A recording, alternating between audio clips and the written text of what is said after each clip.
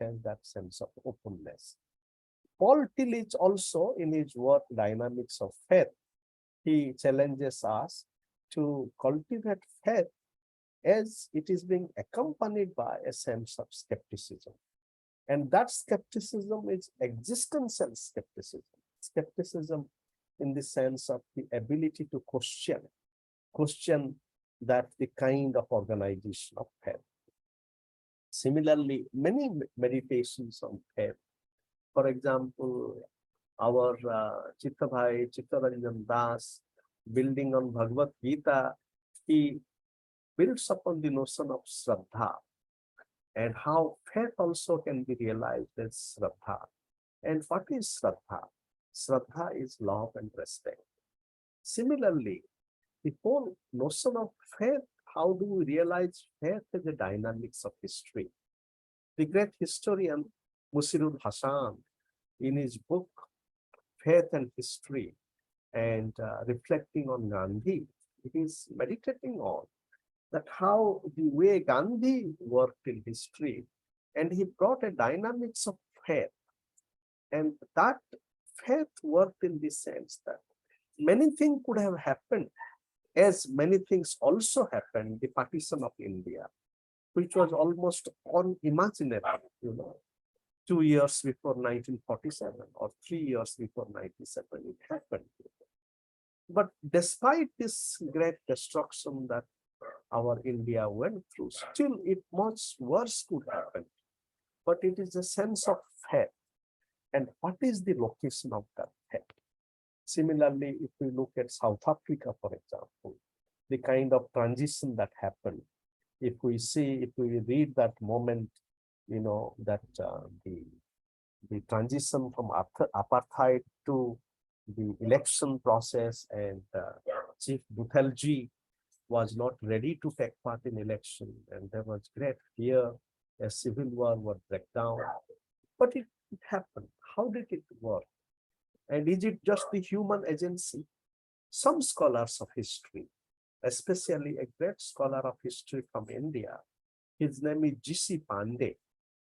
Pandey brings faith as one of the, factors in the historical process, in the sense that if modern historiography has given space to vision, for example, vision power and reason power, but to this we can also invite the dynamics of faith as a very fragile dynamics, but nonetheless, that it does work. If we look at history, the whole prophetic tradition. Our dear friend Ori is from the Hebrew tradition, Moses and the journey from Egypt to, and that journey, and the way faith works in history in very difficult circumstances. So therefore, today, as we are in a very difficult moment, our journey of cultivating faith, as it is related to our strivings in our self, society, and movement, spiritual movement, political movements. Our friends from Israel, my dear friend from Ori may know, Professor Daniel Rave, who teaches in Tel Aviv University, inspiring scholar of India. And so he wrote to me that how in the last 6 months, he has spent all his energy in just fighting the kind of danger that is going through. And still, just put ourselves, what is happening in Manipur, in India, Israel, everywhere, in Ukraine and everything, in the very midst of the destruction of life that is going on, the destruction of constitutional principles that is going on. Still, how do we cultivate faith? And that cultivation of faith is not just related to human efforts as it is, but my submission is that we must try to relate it to nature and the divine in our multiple ways. Because the nature and the divine, it is not that the nature is totally inert. So the nature and divine and the human are co-creative dynamics in the journey of life. And as we bring nature, divine, and the human, the societal, that creates a ecological. That ecology is very different from the kind of the environmentalism that we are used to. The environmentalism that we are used to, it is the environment. Okay, we will have to take care of our environment. The environment is outside ourselves. Again, it continues the dualism between the organism and the environment. Even modern biology is not agreeing to that dualism, how organism and the environment are co-constituted. Similarly, today we need a new ecological, where in the ecological, it is the nature, the human, the divine are co-working. And similarly, that ecological is not just external nature, but inner nature. And therefore, the ecology of hope points to that how can we create hope, not just hoping for hope, but as we plant seeds in our fields, in the ecological field, how we plant seeds of hope. Sometimes it may work, sometimes it may not work, but still planting seeds of hope. So with this submission, so now we invite Professor Soltes to help us in our journey, as we will be joined by other friends on the road. Thank you, Ananta. And I add my personal birthday wishes, of course, to that of everyone else, and also apologize in advance because I will be needing to leave our workshop well before it is over. But I thought it might be interesting when we talk about a new ecology of hope, which implies present future, and faith, which is transforming as it always has been, to acknowledge that faith has also always been challenging. We live in extremely challenging times, but faith itself is by definition a challenge in that it transcends that which we can conclude by a rational process, arriving at an incontrovertible, absolute conviction, so that the nature of our conviction in faith is of a whole different order, and it's one that transcends reason. And I thought one way to sort of briefly look at things is to compare two individuals who are about 25 centuries apart from each other, in this case in the Western tradition, both of whom in related but different ways have wrestled with these ideas. And so I begin with Socrates, and of course, Plato, who wrote down Socrates.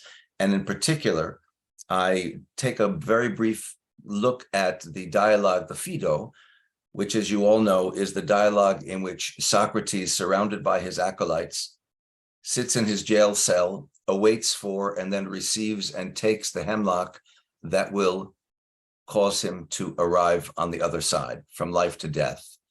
And the nature, or rather the subject of the dialogue, is his attempts to convince those around him that he's not only going to a better place, but that the reason that it's a better place is that his soul will be there because the soul is immortal.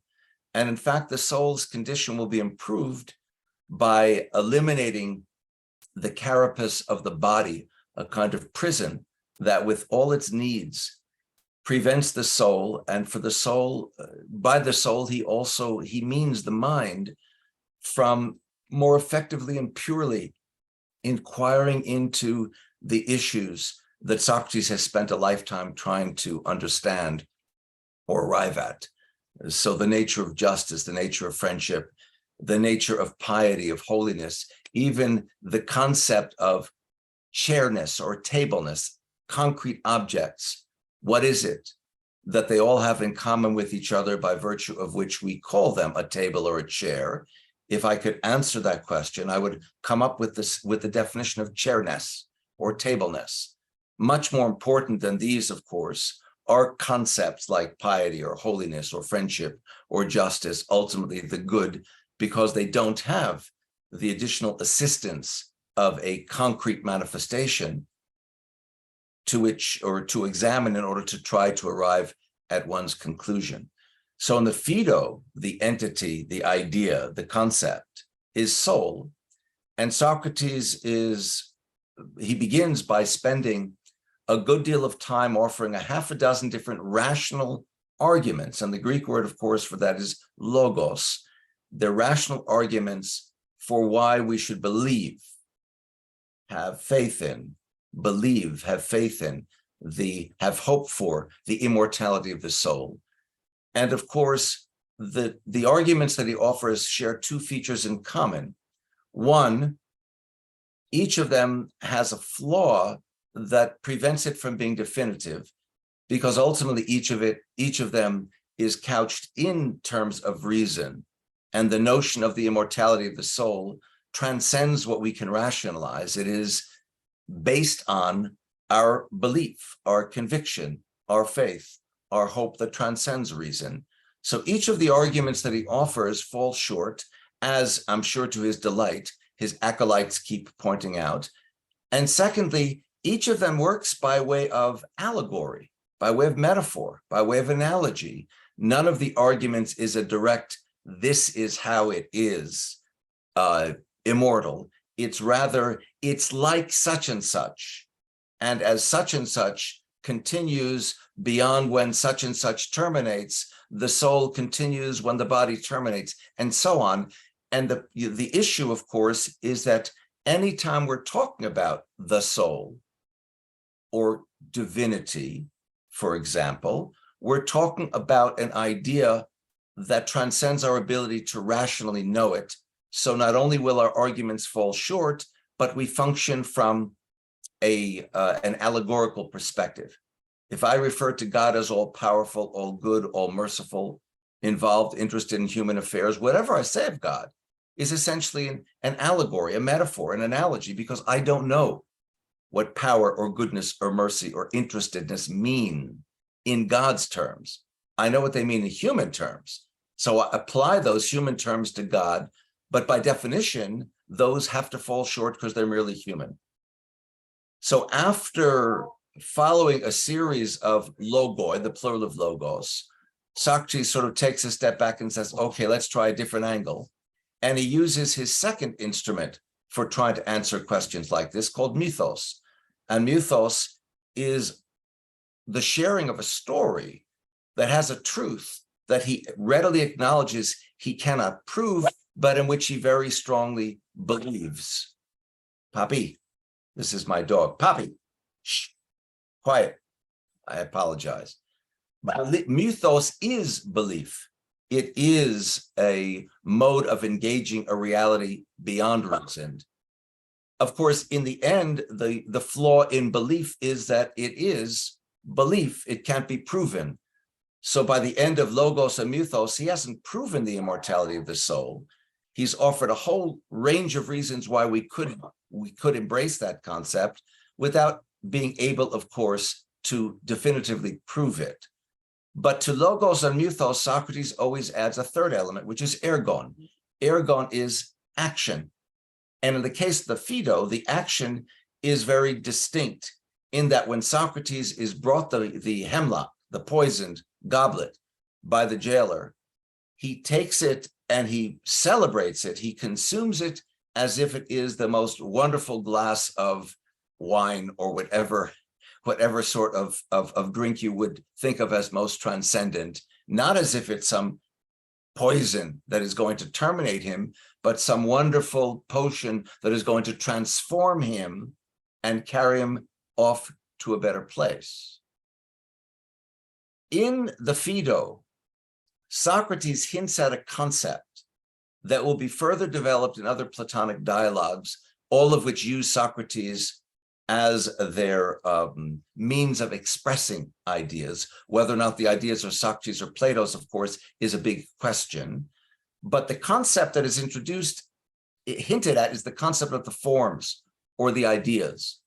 So that elsewhere, for example, in the Republic, Plato's Socrates will speak of the form or the idea of the soul, the idea of justice, the form of friendship, the idea of piety, the form of holiness, the form or idea of chairness, and ultimately the idea of the good, all of which refer to absolutes that he believes exist out there.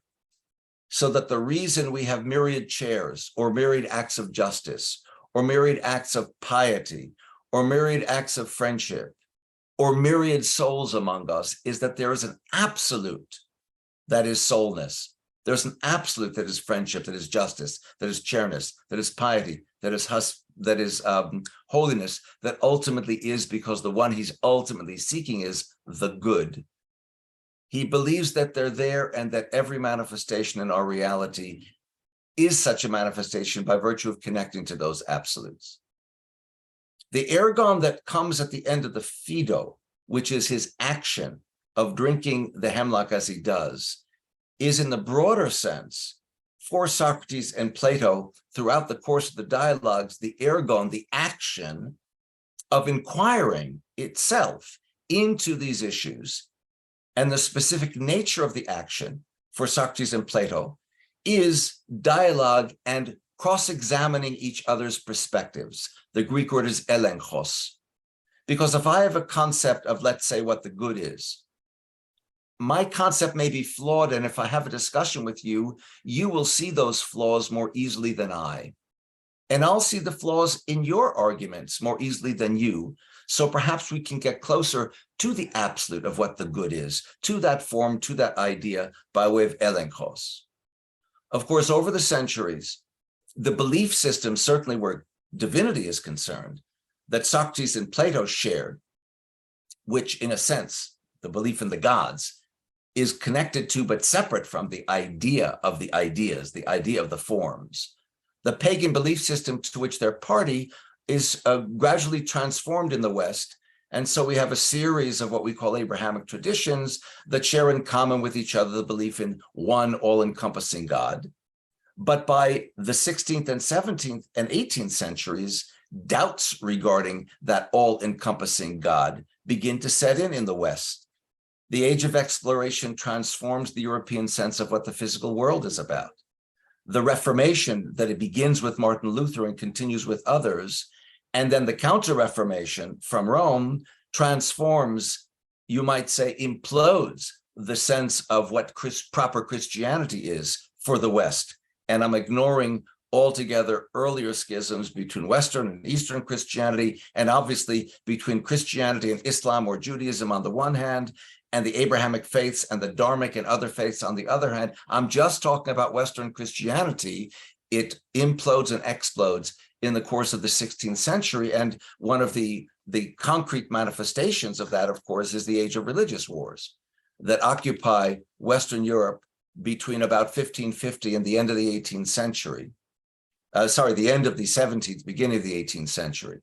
By the end of the 18th century, a whole series of other revolutions have set in: industrial, technological, scientific, philosophical, theological, the outcome of which is that by the course of the 19th century, we begin to see a transformation of Western convictions regarding reality, such that the traditional understanding of reality as created by God and informed with purpose by God.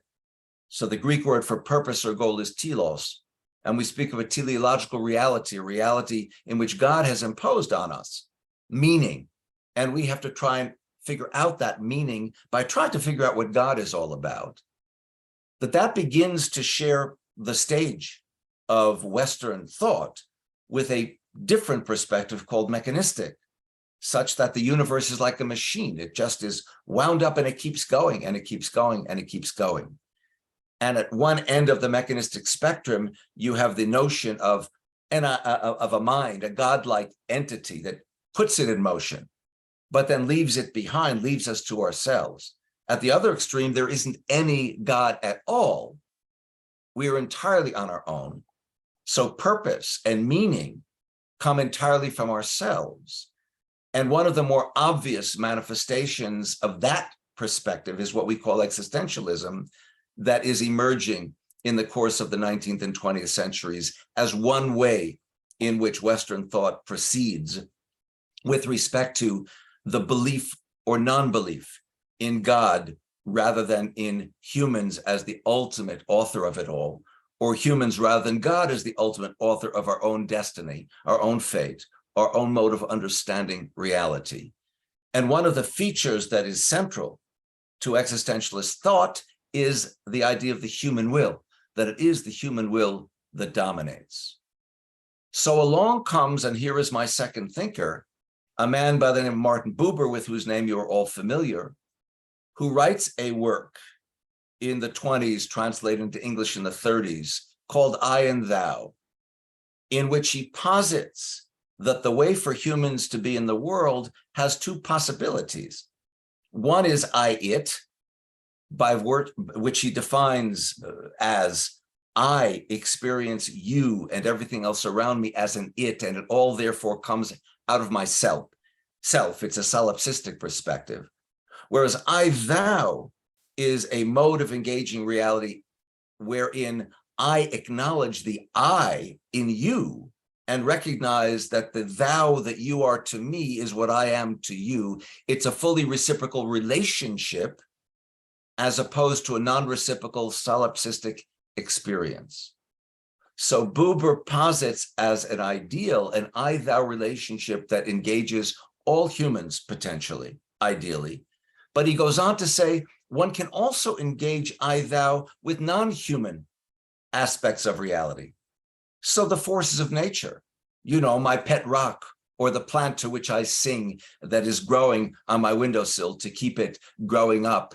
It's a thou-ness that I recognize in the plant, in the rock, in the forces of nature, in animals, my horse, my cat, my dog, my parakeet, my goldfish, all of those, rather than being itted by me and experienced by me entirely out of myself, I recognize an I-ness in them and therefore can engage in an I-thou relationship.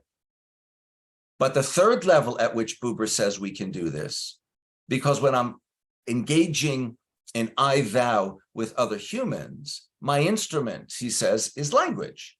And so it means engaging in dialogue.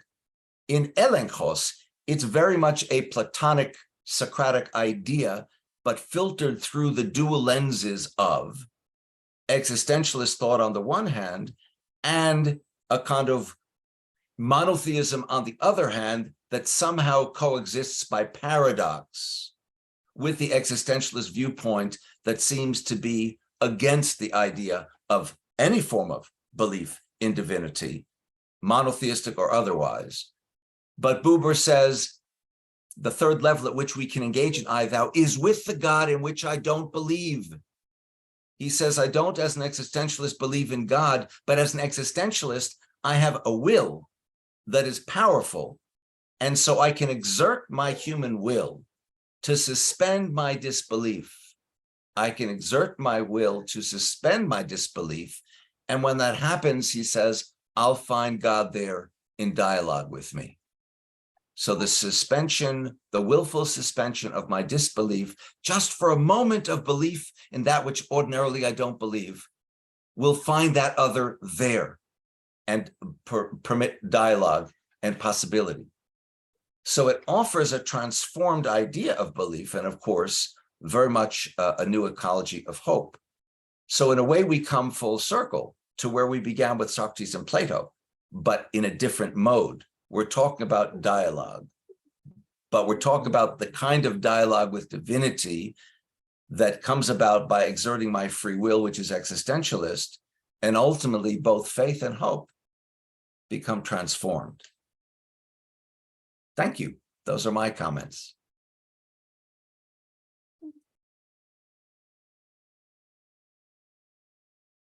So Ananta, I pass the baton back. So thank you so much, Ori, for your deep seeds of thought and pearls of wisdom, really connecting the Platonic Socratics via the transformations of modernity, and especially Buber, the way he relates to our contemporary condition. It's very Indeed. beautiful. Thank you. I'm going to get up for a moment to let my dog out so he stops whining. Excuse me. I'll be right back in a second. Yes. So now we are blessed by the co-presence of Father Kuruvilla.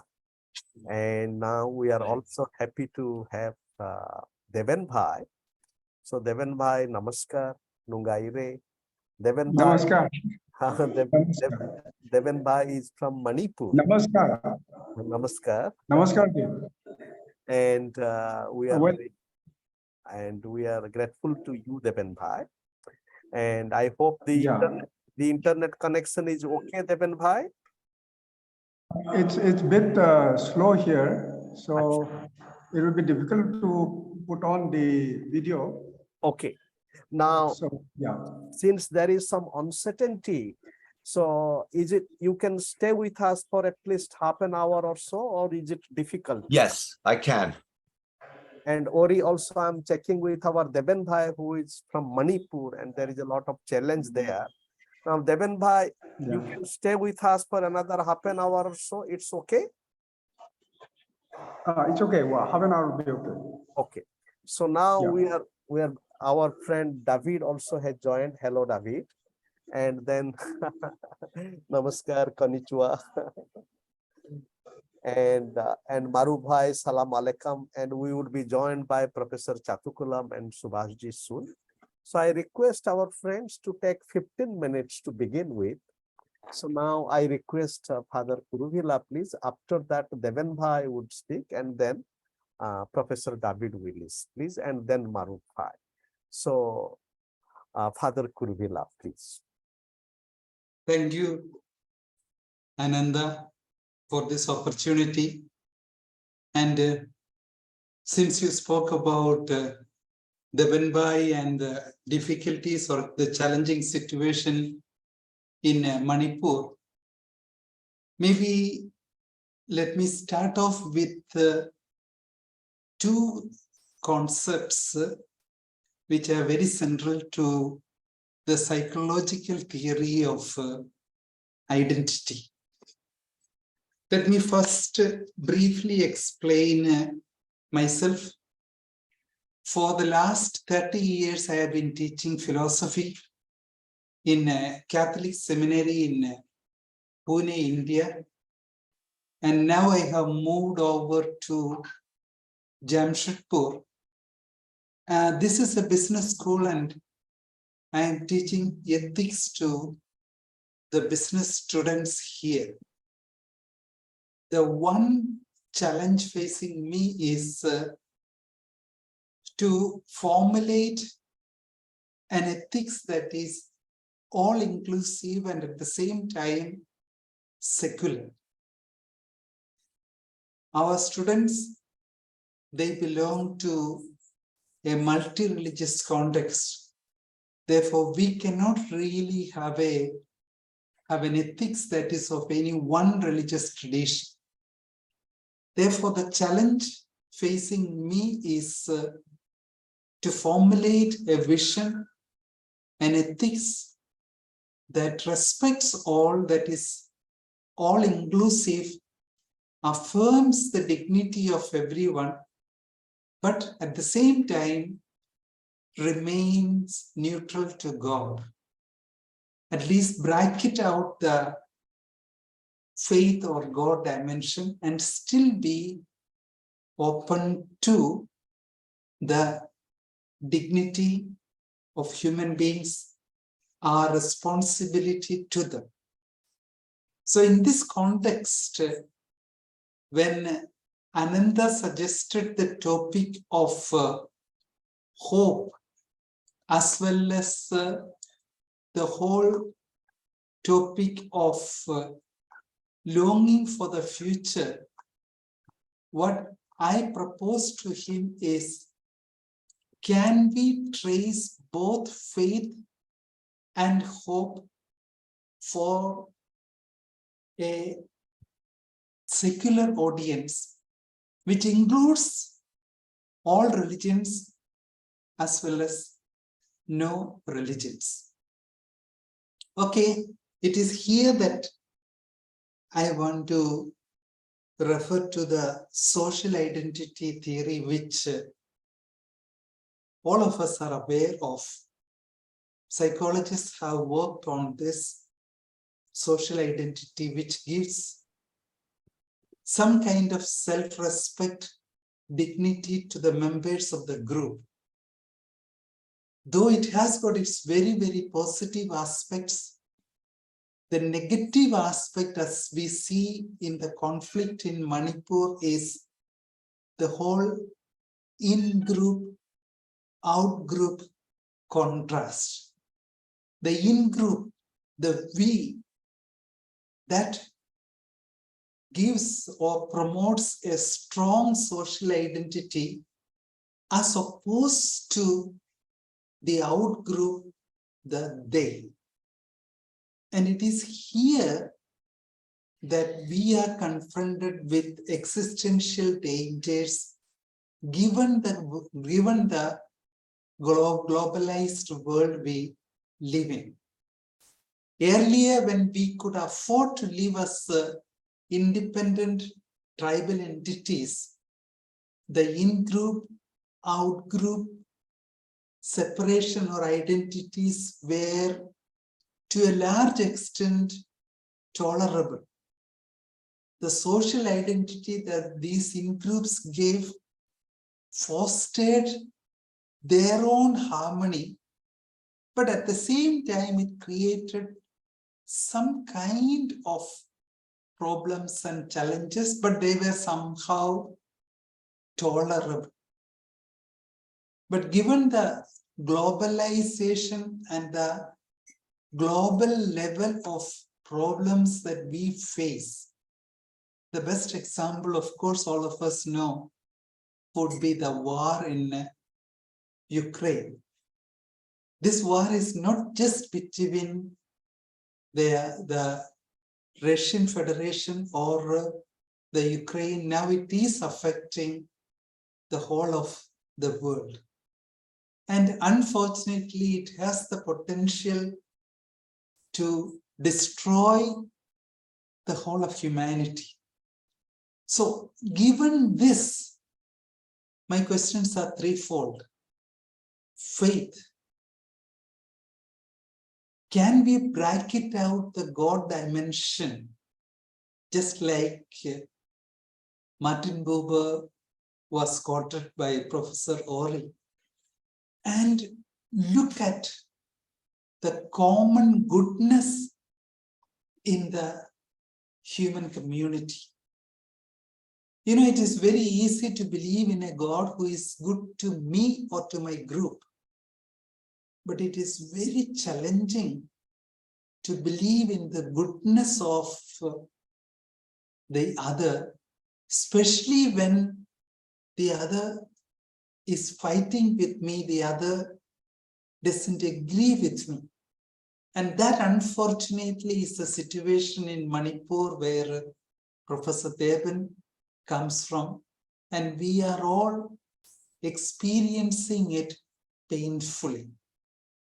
So, can we have a situation where we believe in the goodness of fellow human beings? Of course, there is evil in the world, there is suffering, there is pain, there is injustice. But compared to the prevalence of the goodness, the wellness that is in the world, can we not reaffirm that which unites us, that which is common to the whole of humanity? And from this perspective, can we not draw inspiration from today's postmodernity to say that the other is truly constitutive of me? This will take us to the African philosophy of Ubuntu. I am because you are, because we are. The you, the out-group, is not a threat to my existence. The out-group makes my group, provides me identity, just like the in-group provides me identity. Therefore, the challenge today, I do believe, is to have faith in our common goodness, in the humanity that we all share. And from this faith perspective, can we really have hope that is genuine, that is realistic? Eric Fromm was not really a believer in God, but he really spoke about hope being intrinsic to human beings. Therefore, I'm in no way belittling God or religions. Religions and God could be the source of tremendous hope, but given the complex world that we live in, at least for practical reasons, we need to bracket out our faith in God and seek for a common faith that fosters a common hope in humanity and in our destiny. I am aware that humanity today, especially in the last 30, 40 years, after, of course, the Second World War, and particularly the nuclear bomb. We are all aware of the new movie that has come out. So after the explosion of the nuclear bomb, we are truly living in a challenging time where unfortunately we are able to destroy ourselves. It is not just the nuclear bomb. There are so many other calamities that is waiting to happen unless we learn to live together as brothers and sisters, to paraphrase what Martin Luther King Jr. said. If we don't learn to live together as brothers and sisters, we will perish together as fools. So, I personally do believe in God, and that faith in God strengthens me, and that faith in God helps me to invite people of other religion and people of no religion so that we can collectively labor for the common good of humanity. The identity that I have as a believer enables me to seek a common identity that we all share as human beings, as living beings, sharing in the same precious and precarious planet Earth. So, the in-group, out-group identity, even rivalry may be to some extent tolerable, but can we not enrich them, discover the commonality that unites us, and seek for a faith that is much deeper, a faith that acknowledges the basic goodness of human beings with or without God, hoping that we will have a destiny that is much more human. And hope is really hope when the situation is hopeless, at least when it is seemingly hopeless. Therefore, my presentation, once again, the whole social identity theory, we need to relook. The in-group and the out-group, we need to reinterpret so that the other is not a threat to me, but the other is constitutive of me, the Ubuntu philosophy of the African traditions. So we can honestly strive for a hope that is based on a faith which is universal, faith in the goodness of all our human beings. Thank you very much. Thank you so much. Devin Bhai, thank you so much. No more war, no more war, no more war. And to everyone, Vanakam, Salam Alaikum, Jai Bhim, Namaste, Namaskar. Arut Peram Jyoti, Tani Peram Karunai, Arut Peram Jyoti.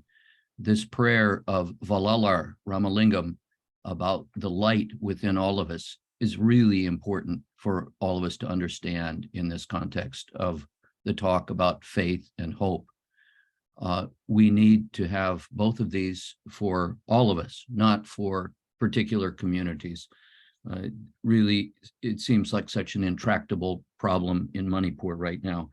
Our hearts go out to you, Devin Bai, and to all of the people of Manipur, all of the peoples, I should say, and the conflicts that are happening. It's just amazing to me that the government has not stepped in.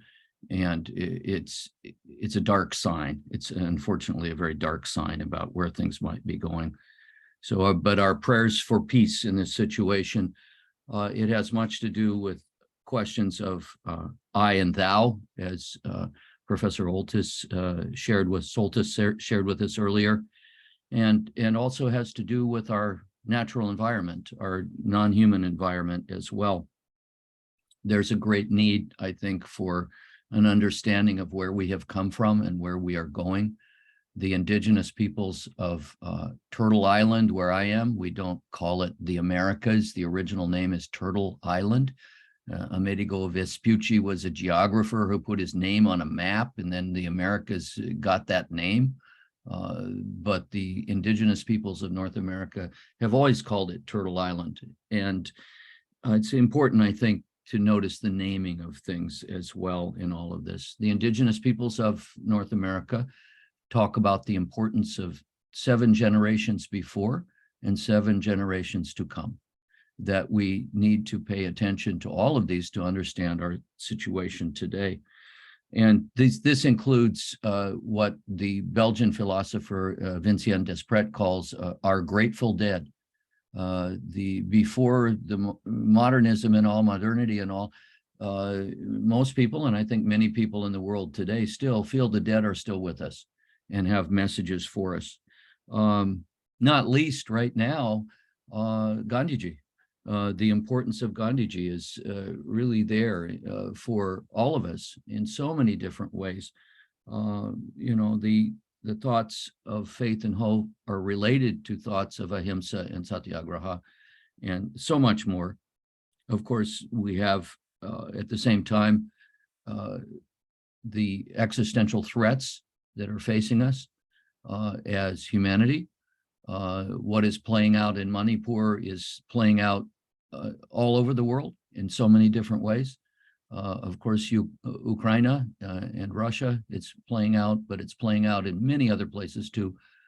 I note that Africa, the Congo, has had an ongoing war for the last 30 years that has killed 8 million people.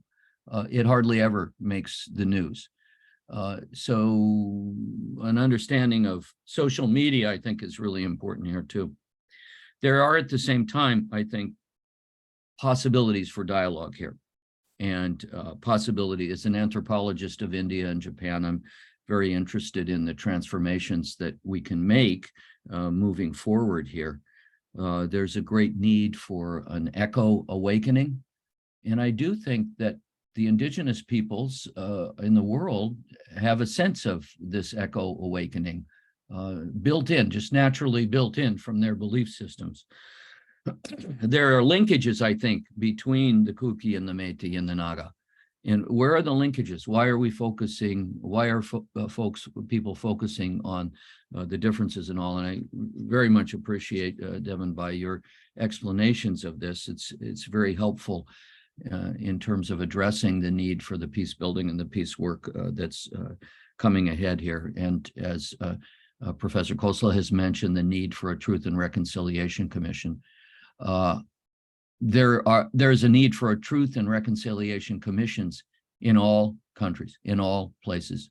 The South Africans, the Rwandans, the Burundians, and the Canadians have been leading the way for us on these, trying to address the volatile, violent situations that we have.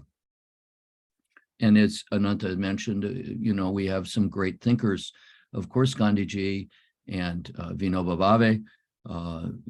You know, I have right beside me here, of course, you know, my experiments with truth by Gandhiji, and then at the same time also moved by love by Vinoba Bhave. These are talismans, and we need to account for these talismans that are out there in our landscape. The existential threats we are facing are all over the landscape. They're all over the landscape right now. We of course have very serious threats to us in terms of the climate crises. It's not climate change. They're clearly climate crises. And for so many reasons. And we've all seen it on the ground in the places that we live. How might we address the questions of eco-awakening, the need for what I would call a radical empathy? We have a need for radical empathy. The Kuki have the need for a radical empathy for the Métis. The Métis have the need for radical empathy for the Kuki. And yet the government is not encouraging this. Rather, they have been discouraging this from what I know about the situation. It harkens back to the colonial project and our understanding of where we are now, again, looking back 7 generations, has to involve our understanding of our economic system and where we have come from. And the depredations that have taken place because of this economic system, the depredations that have taken place because of coloniality. India, of course, has suffered, South Asia, I should say, not just India. South Asia has suffered more than most other parts of the world along these lines. Clearly, 7 generations ago, South Asia was the wealthiest part of the world. And so much was taken out. So much was looted from India. Of course, loot being a word from India.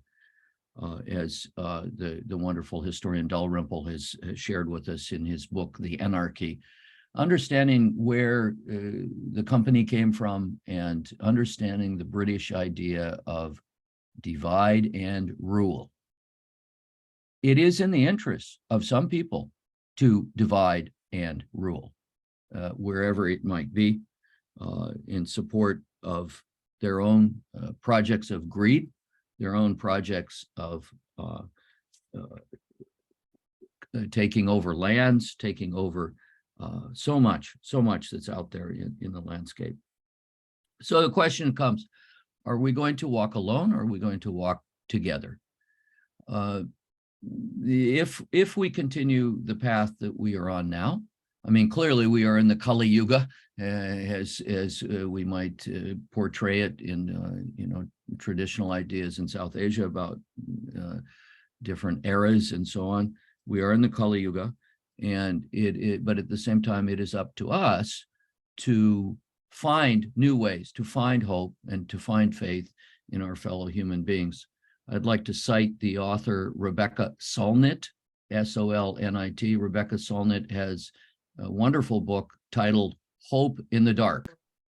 And Rebecca Solnit have said, it may seem like it's hopeless, and our opponents would love us to believe that the situation is hopeless, that we have no power, that there's no reason to act, as she says, that you can't win.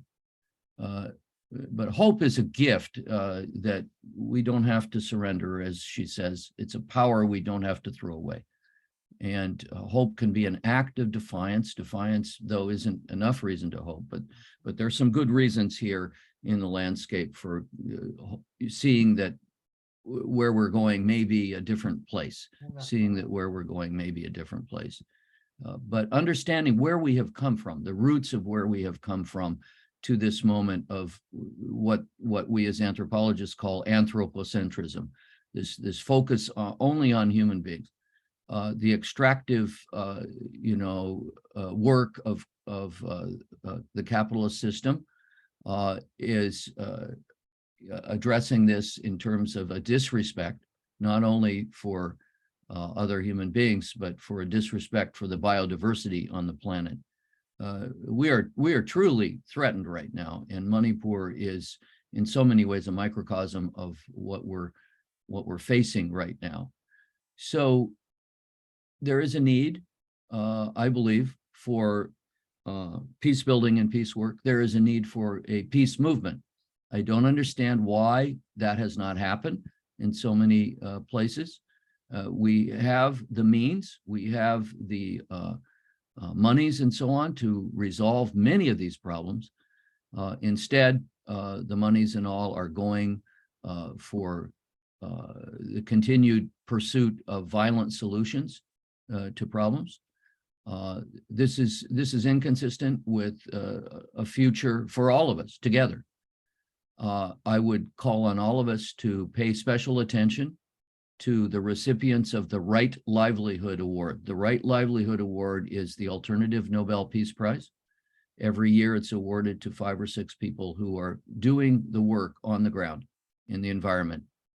And this, of course, their work is about respect. It's about reciprocity, as Professor Soltis was sharing with us earlier too. And it permits dialogue and possibility. It permits dialogue and possibility. I think the prospects are good in spite of what's happening right now. And again, my eyes just tear up thinking of the situation in Manipur. But for the future prospect, looking at those 7 generations ahead, I think we are moving to an era of deep transformation. I would cite the work of Michael Tomasello.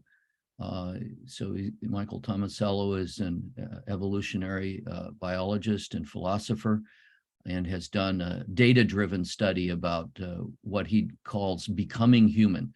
So his book, Becoming Human, A Theory of Ontogeny, he looks at 8 pathways for where we might be going and what's important for where we might be going.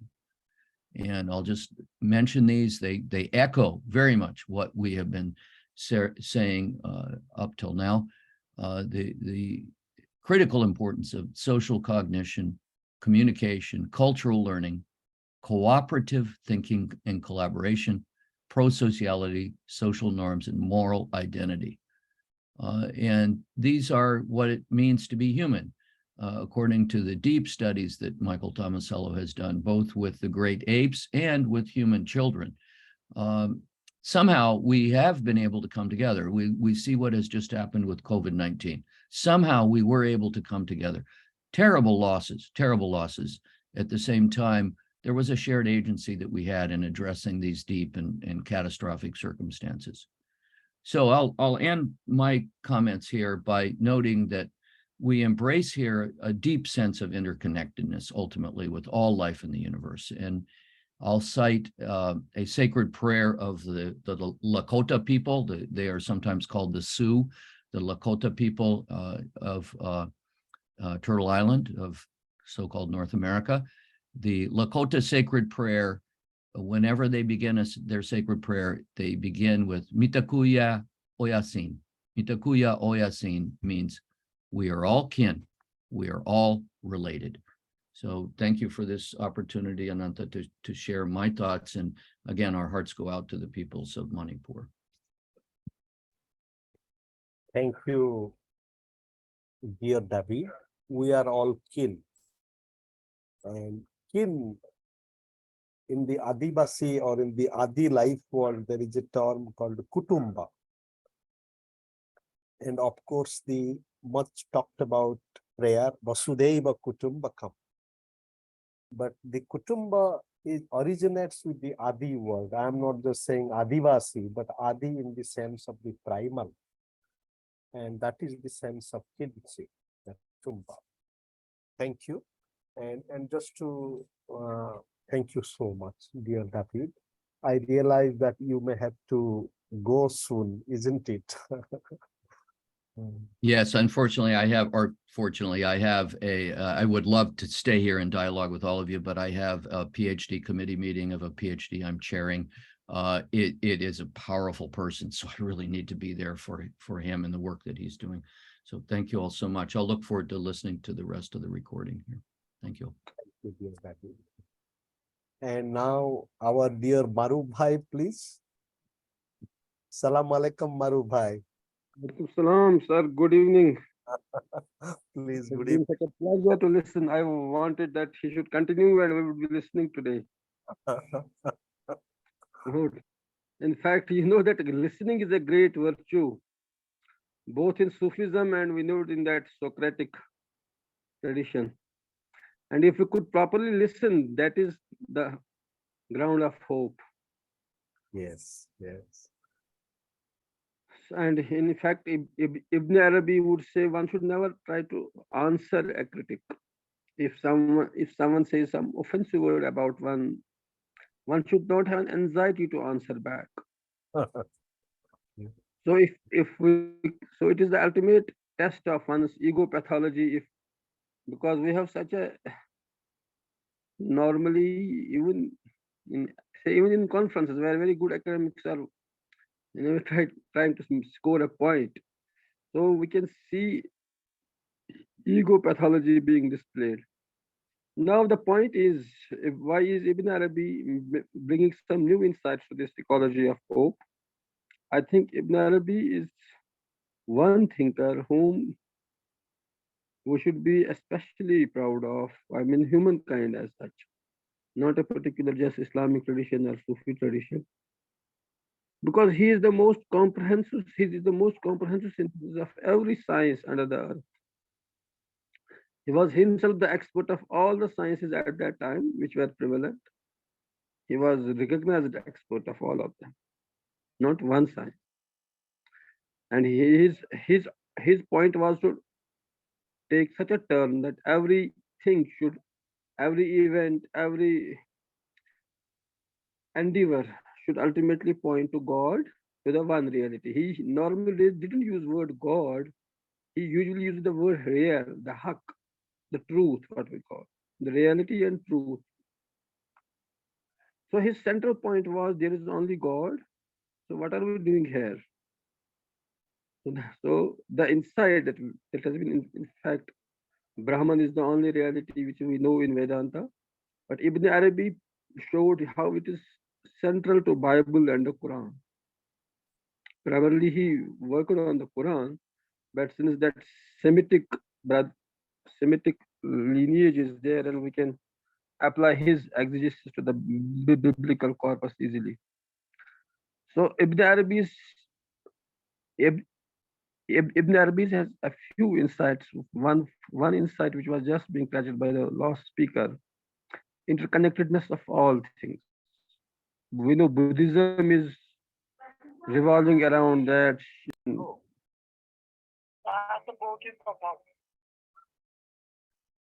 Hello हाँ, hello, namaskar. अच्छा, अच्छा.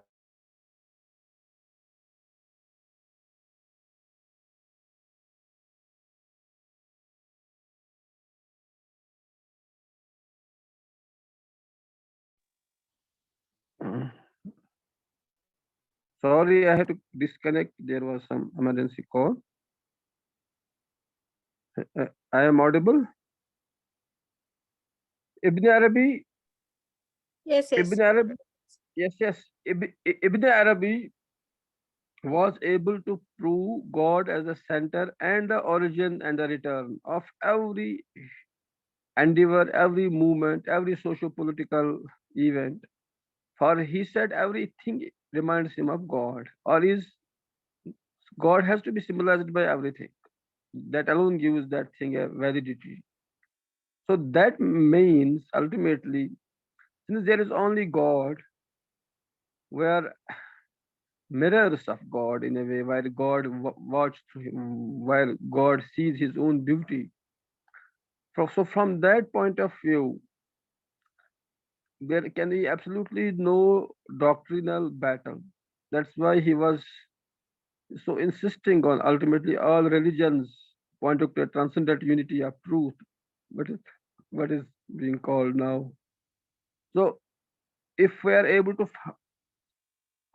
overcome religious battles, and in Islamic tradition, Ibn Arabi has been the greatest resource for that. In fact, I would say he would be a model for other traditions as well. Because simultaneously he would do theology, he would do philosophy, he would do mysticism. And he was a great poet and had a great understanding of so many sciences. And in his Futuhat, we find allusions to almost every science under the sun that was known and them. And then he wrote a great work on, for example, in his Futuhat on the science of letters and how they also point to the one reality.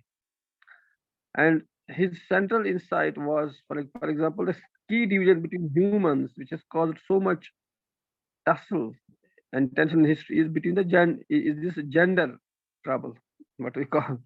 Now, for Ibn Arabi, women is the greatest manifestation of the divine beauty. God is best seen or meditated through or contemplated through in the face of a woman. So this is affirmative transcendence. Now, this makes women central to man's salvation. So from that point of view, we can find that there is no scope for this man and women fighting each other or point scoring, who has done more contribution or that. From Ibn Arabi's point, it is fundamentally compassion and feminine centric. Ibn Arabi says the world is a product of compassion of God, the breath of the all merciful. And world is made of the substance of joy, rahmah, anand, what we call in our tradition, Indian tradition. And if we fail to see it, it means we are some illusory bondage. Now his whole practical Sufism is in a way geared to actualize that. He says God finds us, not that we find God.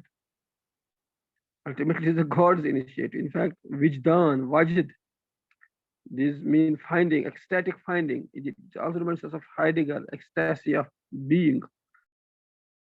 So Ibn Arabi is that we are on a safe ground in here.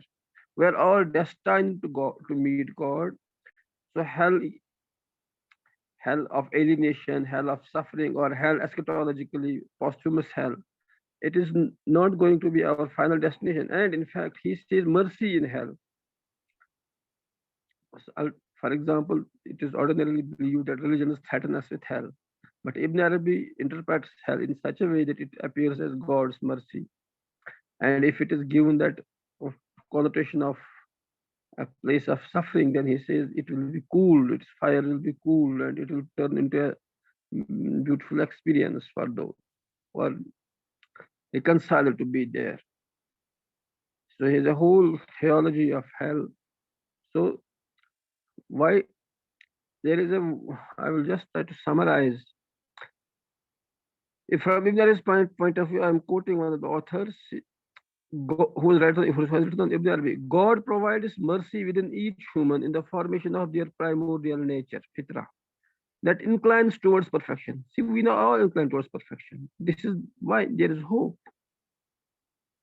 So hope reigns eternal in the human breast because we are inclined towards perfection by our very nature. Then he says towards mercy, it means its origin, and recognizes the token of its similitude in other human beings and ultimately in God himself. An important implication of this is that religious and social diversities amongst humans are also manifestations of divine mercy. And that while the promise and threat of paradise and the hellfire are the acts of mercy to encourage one to seek the love of God, God in his infinite mercy cannot permit any of his creatures to languish forever in hellfire. Thus Ibn Arabi argued that even figures infamous for their evil, such as Pharaoh, will be redeemed and hellfire extinguished, a position for which he was severely condemned by later medieval polemics. And Ibn Arabi said that his mission is to broadcast divine mercy.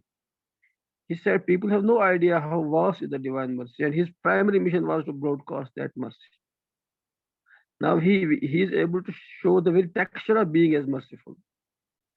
So in fact, Abhinav Gupta, that you can also find if we believe consciousness is made of the nature of joy. So any despair is problematic. It means it's product of ignorance.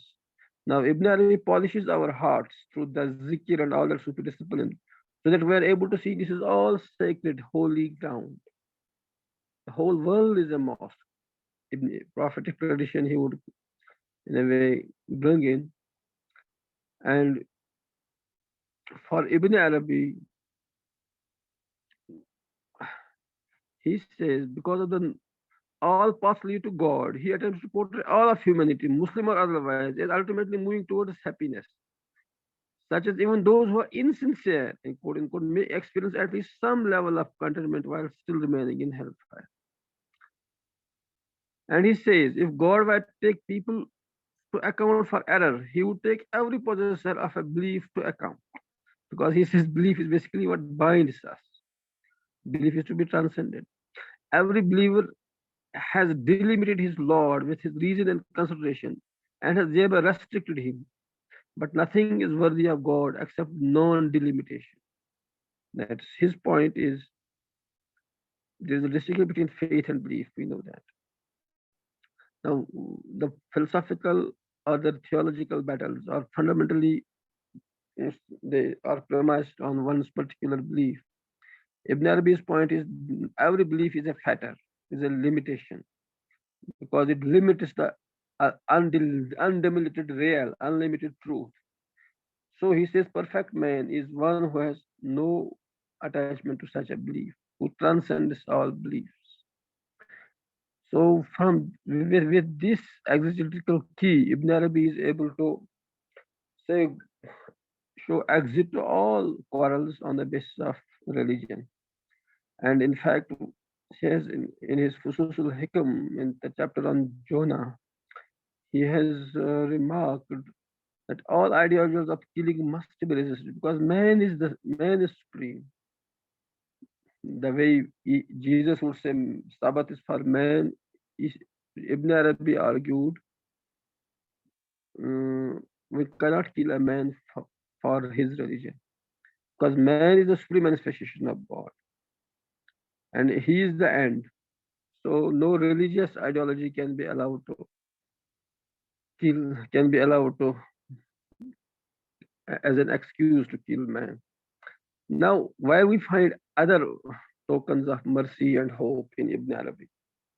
His is the vision of, I can say, the most ecocentric vision, because fundamentally there is only God. So you cannot fiddle with it, you cannot meddle with it. And in fact, Mother Nature, the instrumental rationality, which sees nature as a resource against which Heidegger protested.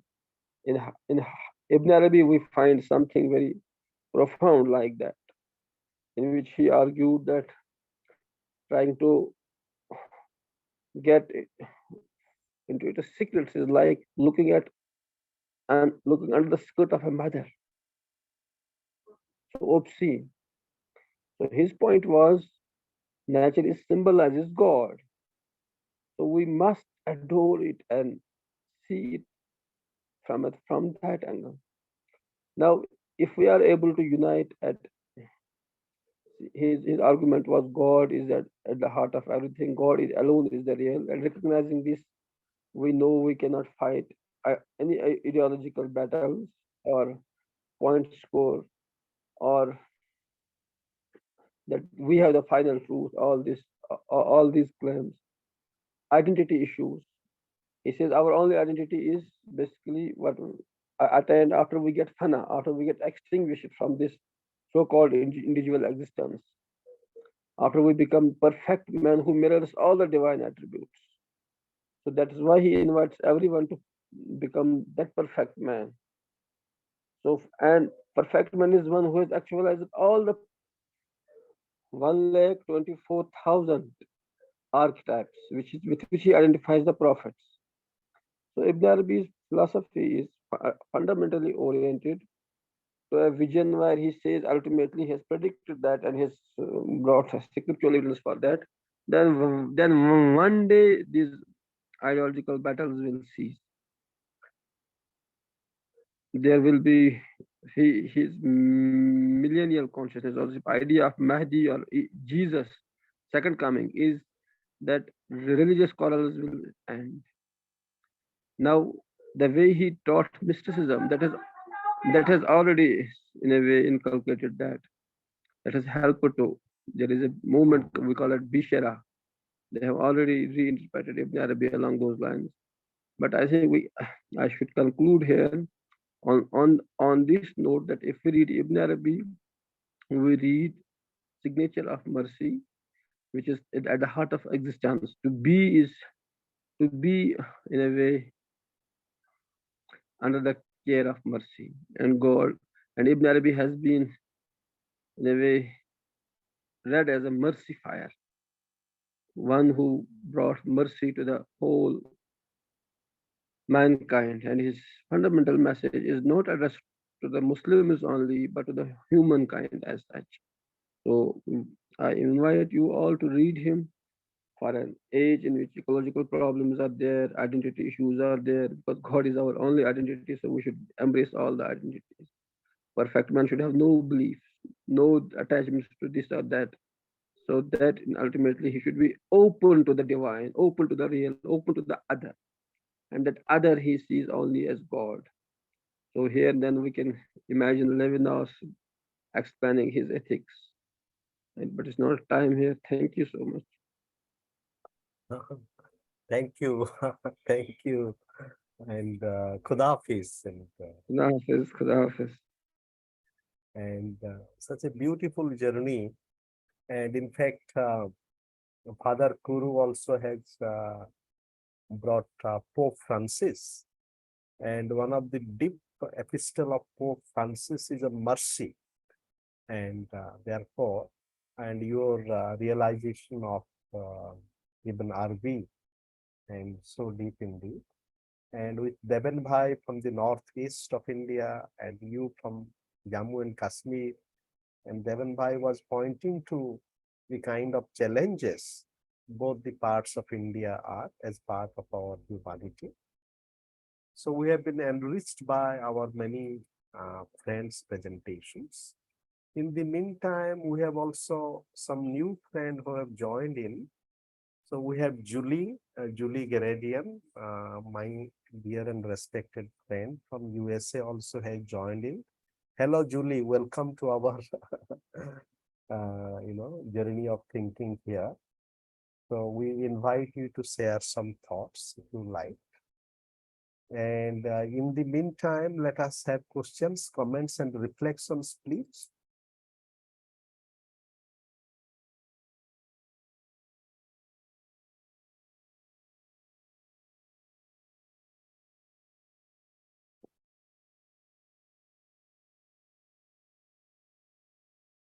So some thoughts. Maybe Dr. Khosla.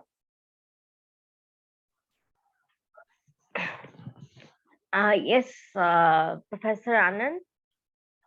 Yes, please. Welcome. Yeah.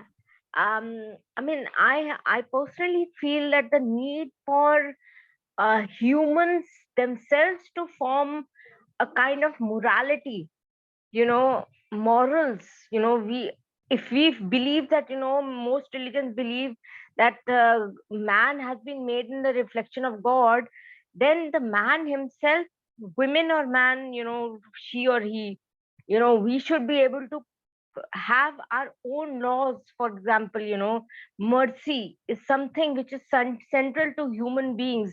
It is empathy, as many of the previous professors were talking about mercy, empathy, etc.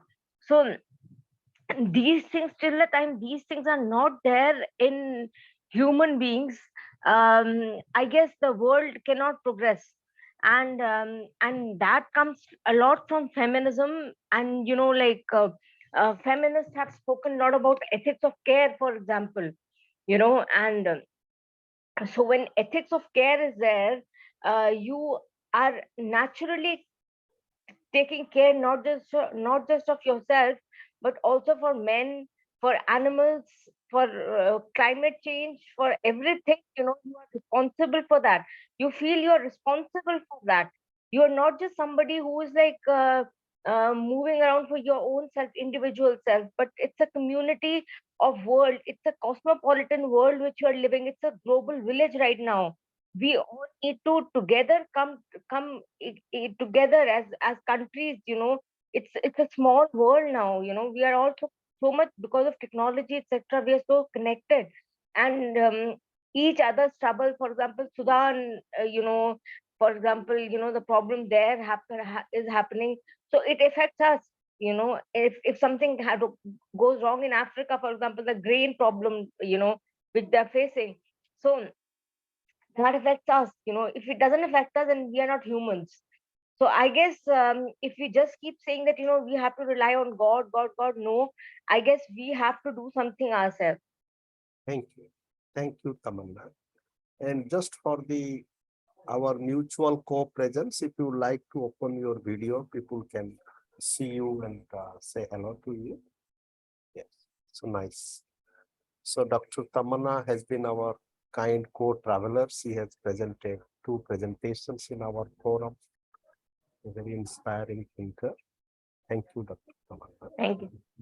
And other friends, please, Minati, some thoughts from you.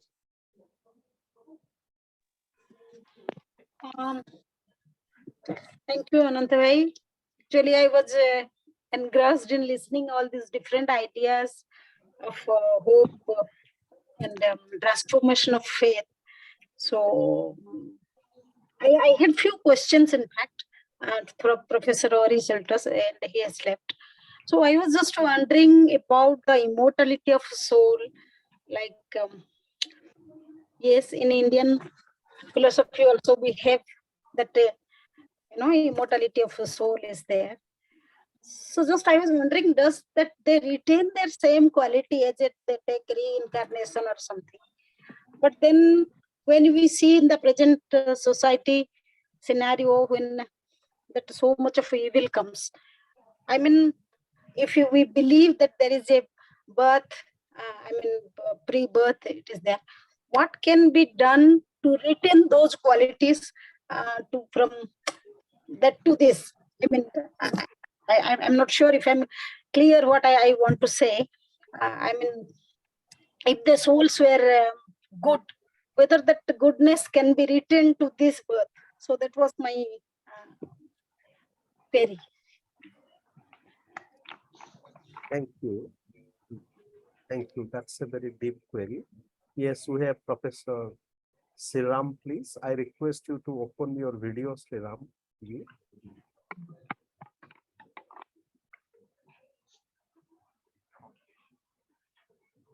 Namaskar, Sriram ji. Chenagidina? Bagunara? Please unmute yourself. Yeah. Oh, how are you, Anantbhai? You have been greeting everyone with in their own language. I mean, that's fantastic, very good. But anyway, I am a Telugu, but currently in Bangalore. I raised the hand because I have been listening for the last 1.5 to 2 hours. I mean, for everybody, including your opening remarks.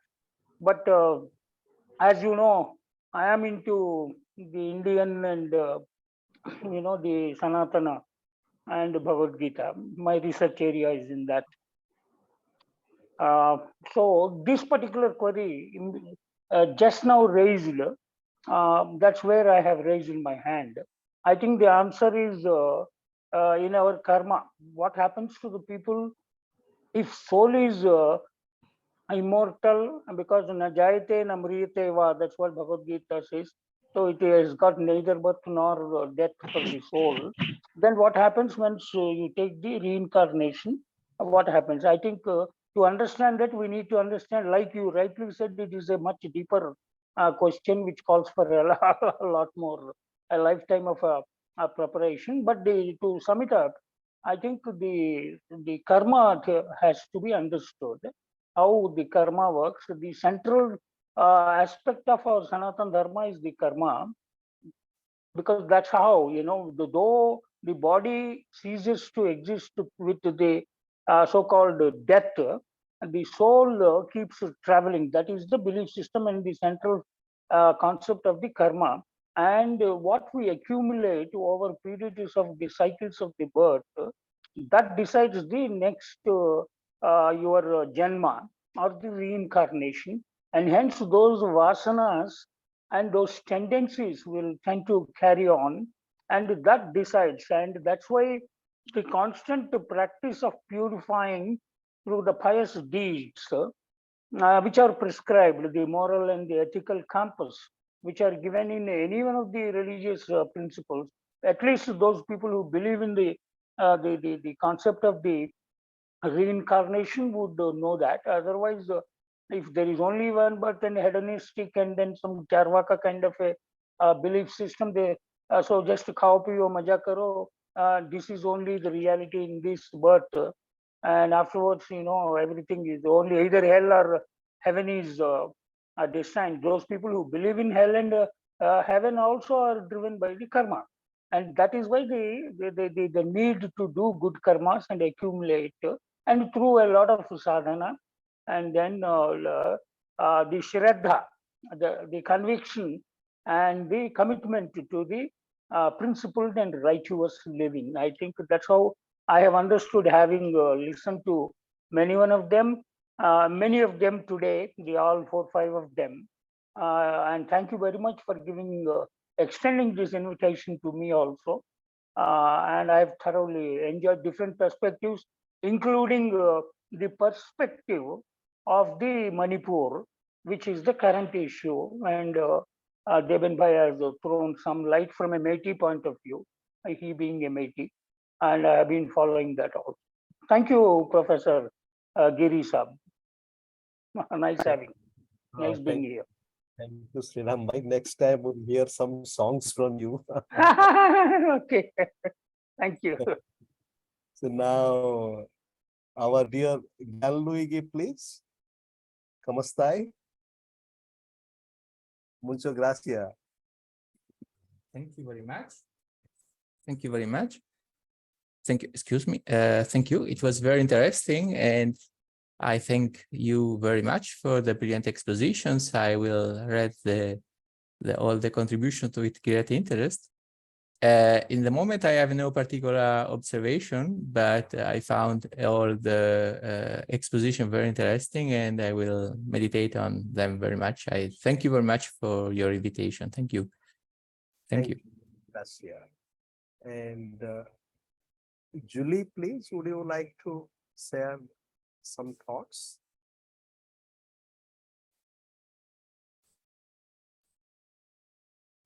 Okay. Sorry, I'm just joining here. Are you speaking to me, Ananta? Yes, just welcome to our dialogue. Next time I'll certainly write to you in advance. So whatever you have listened, if you would kindly share a few thoughts, please.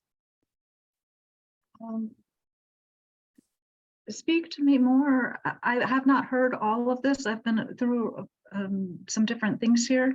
Can you say what a question, and I'll respond to your question? Certainly. A more specific question. I did not hear all the speaker. Sure. So we have been discussing about faith and hope, and maybe some thoughts of yours from your meditation, from your work on movements. You have been also writing about these, and some thoughts from you about faith and hope. And also what has happened is that our Maruf Bhai has brought the perspective from Ibn Arabi, for example. And he was a great cosmopolitan and compassionate thinker. And your own spiritual journey with Baha'i, for example, and maybe a few lines of realization from the Baha'i faith, which can help us, in the contemporary context of crisis of faith and moving towards hope. Okay. Ibn Arabi has a poem where he speaks about all things being in his heart. The gazelles in the meadow are in his heart. The monks are in his heart. The camel he's riding, wherever it turns, that's where he'll go.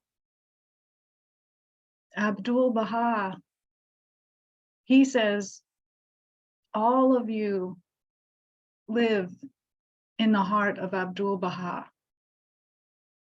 You're all here with me. And he says also in different places about the nature of the heart. The heart is a throbbing there's a throbbing artery.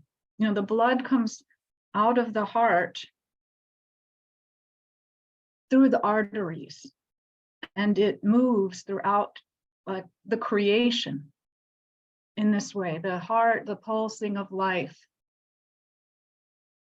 Now, one thing I have been contemplating about is the nature of the mind and spirit, you know, Geist as the mind and spirit.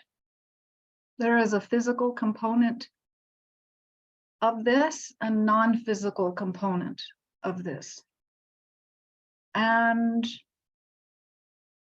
the physical component of it goes more towards spirit when it separates from the body, and the non-physical component goes to the soul.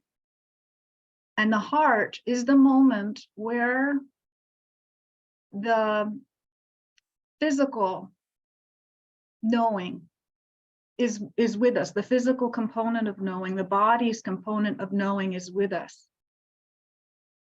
So this implies this relationship between the somatic and the spiritual and our relationships to each other, that all of this is inside of us, that we live in the heart of Abdul Baha. And yet each of us, when we are enkindled with the light of love, we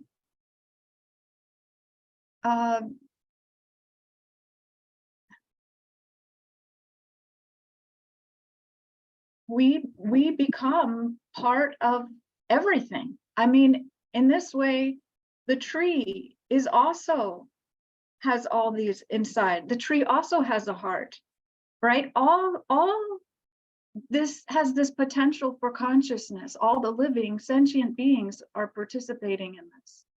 So in terms of this faith and hope, I feel this understanding about the standpoint, that we're each at a standpoint, we're each at a place, and yet when we come together to share, it's the standpoint in a way that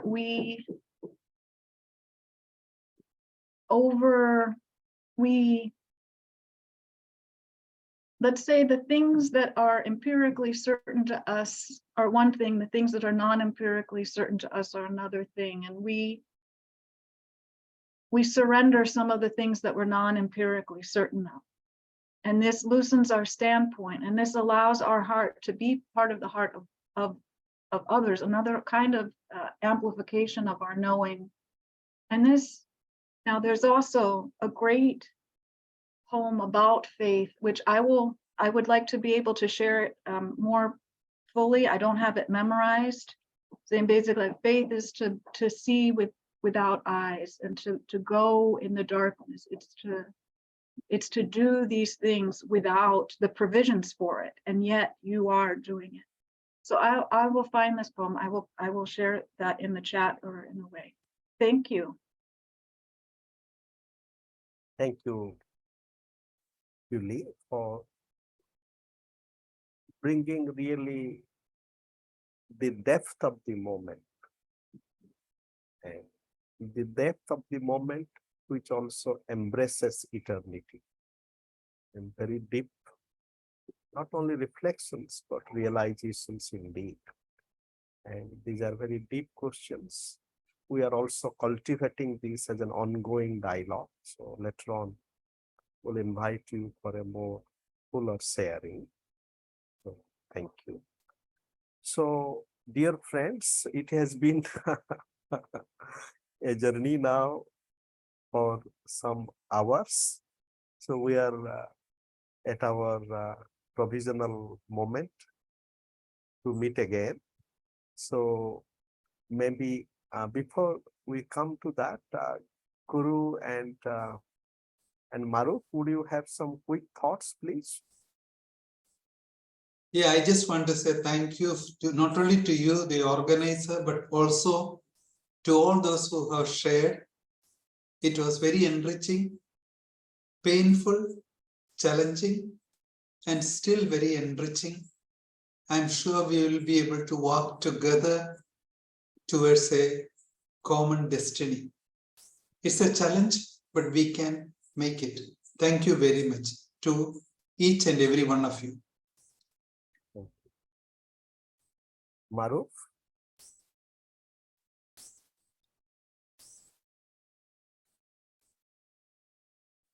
Okay, so maybe he's taking some time.